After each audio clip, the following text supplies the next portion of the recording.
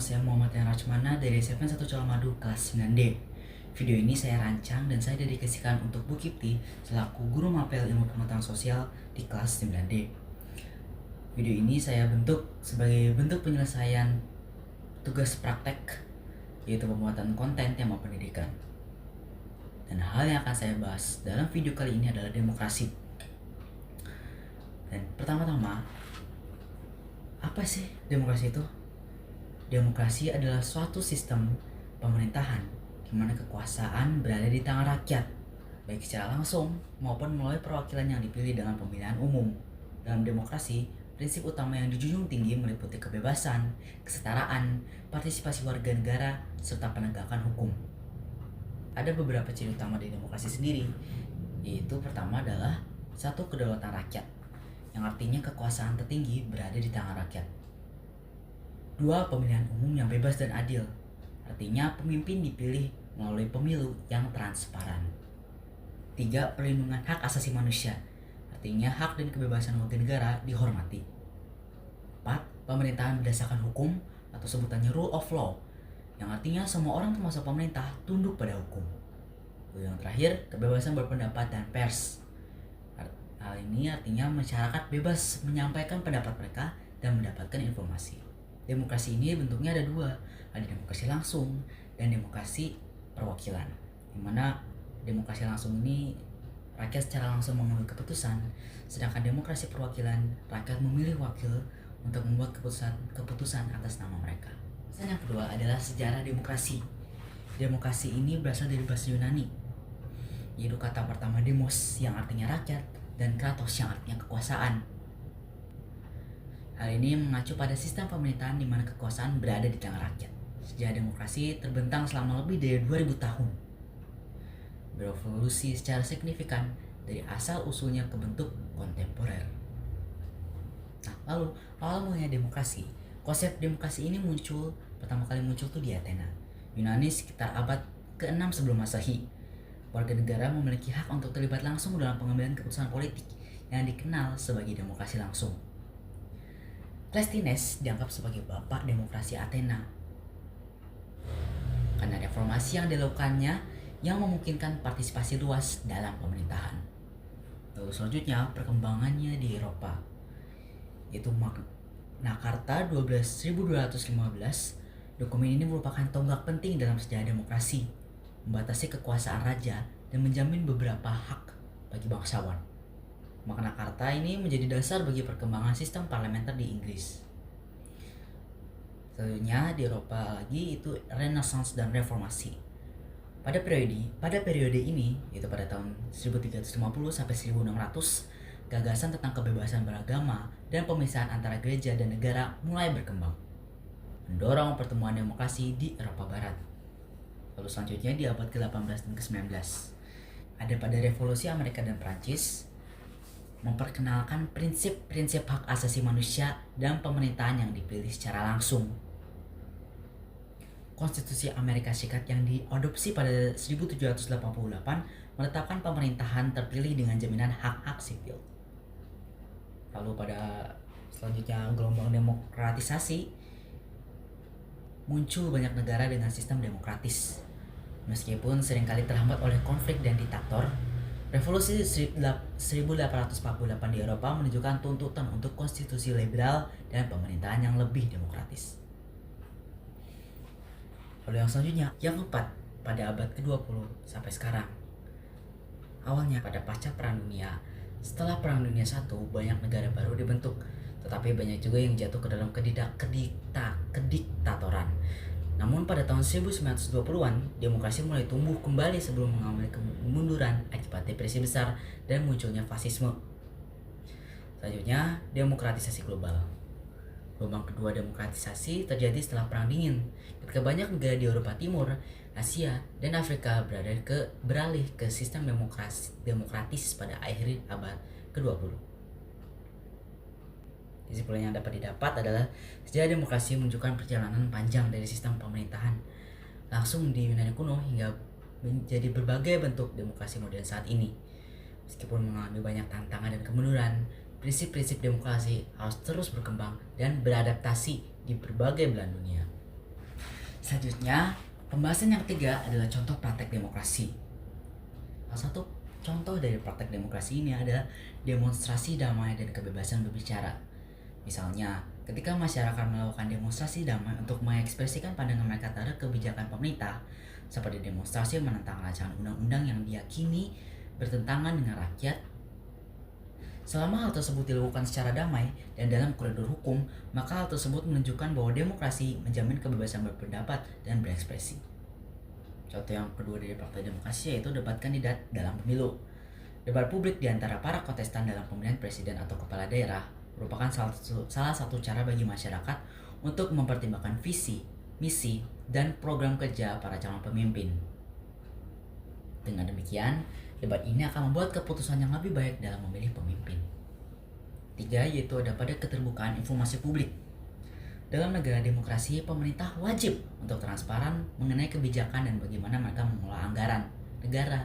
Misalnya, ada portal keterbukaan informasi publik yang dapat diakses oleh warga negara untuk melihat laporan penggunaan dana APBN atau APBD, sehingga rakyat dapat mengawasi pemerintah.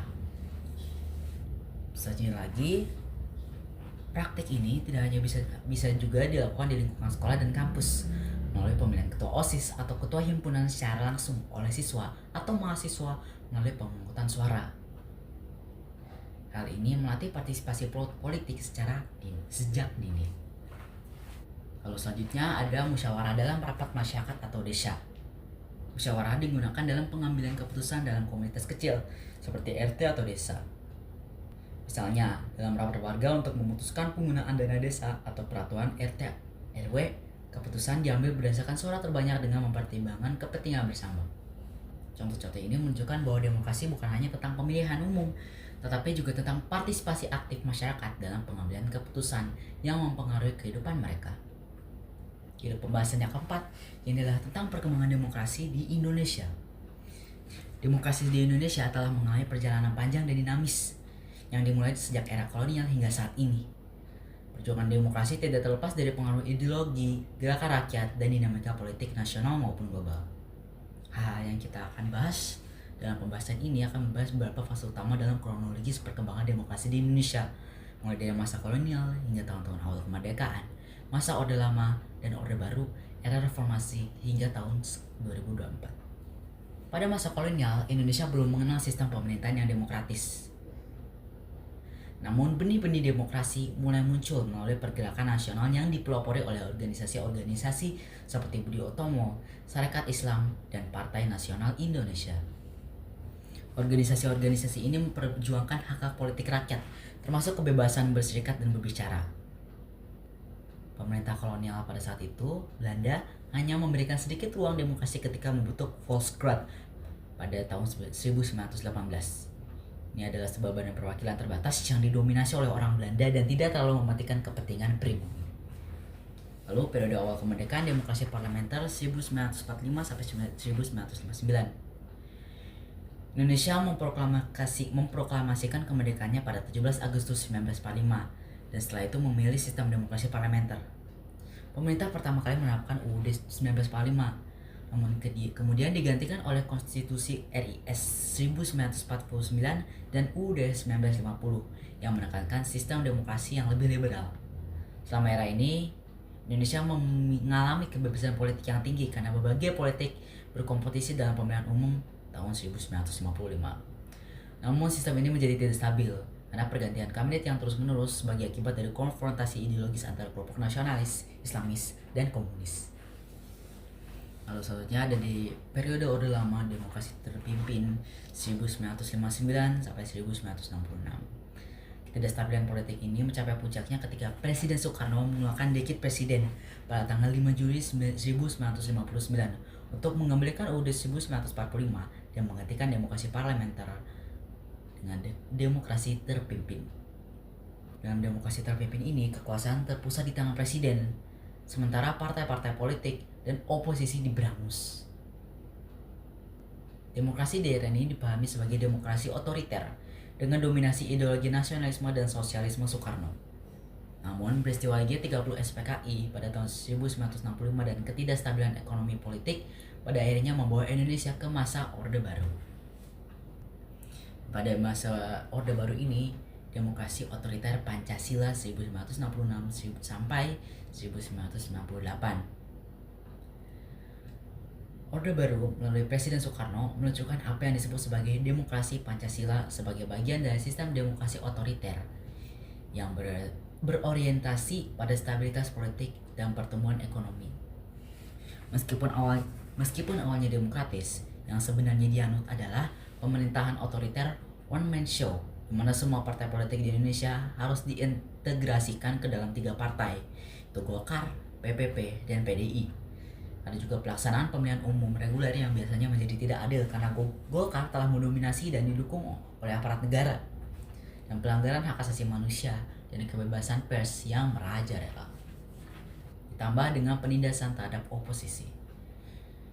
Jatuhnya Orde Baru sebagai transisi menuju pembukaan jalan menuju era reformasi memang merupakan buntut dari krisis ekonomi 1997 sampai 1998. Selanjutnya, era reformasi. Demokrasi yang masih muda, itu dimulai dari tahun 1958 sampai sekarang.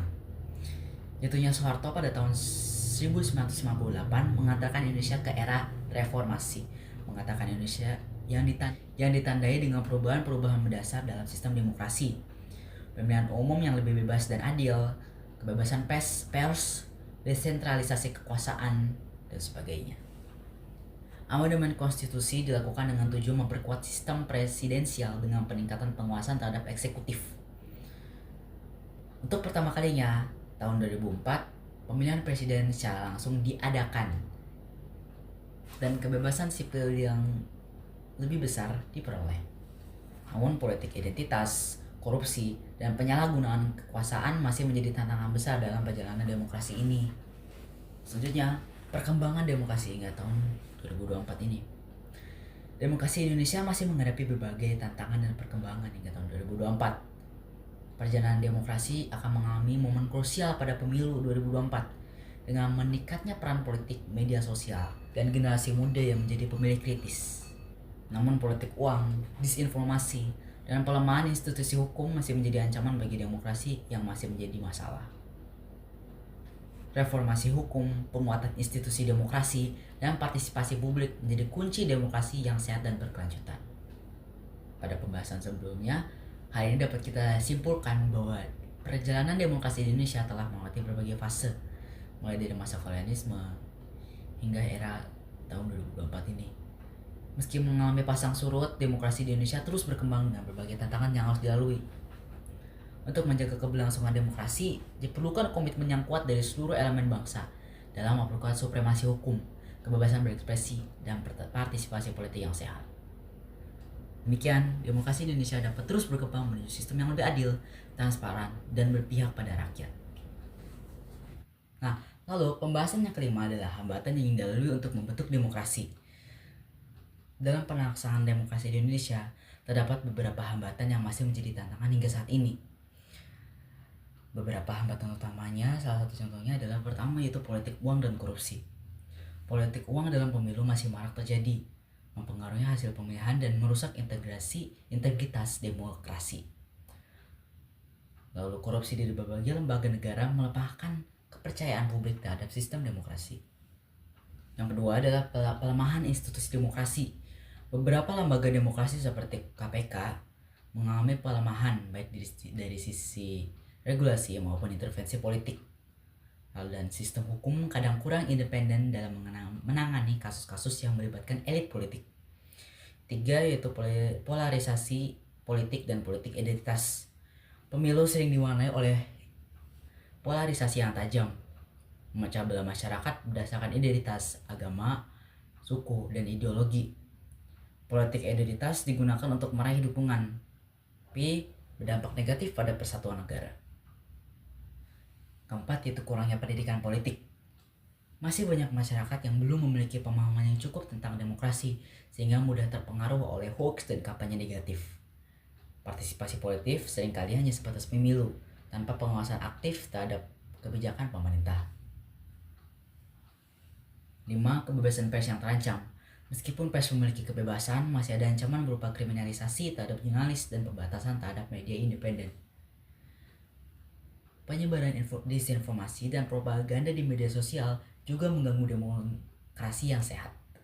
Keenam, ada dominasi oligarki dan elit politik. Politik Indonesia masih didominasi oleh elit dan oligarki yang memiliki kekuatan finansial dan akses ke media. Serta reformasi politik sulit dilakukan karena kepentingan kelompok tertentu lebih diutamakan dibanding kepentingan rakyat.